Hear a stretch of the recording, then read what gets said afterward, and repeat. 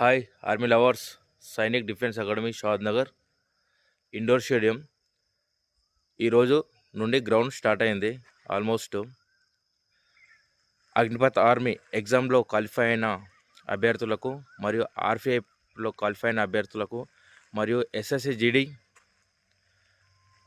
Result key paper వచ్చి అందులో qualify అయిన అభ్యర్థులకు మరియు అందరికీ గ్రౌండ్ ప్రాక్టీస్ ఉచితంగా ఇవ్వడం జరుగుతుంది సైనిక్ డిఫెన్స్ అకాడమీలో.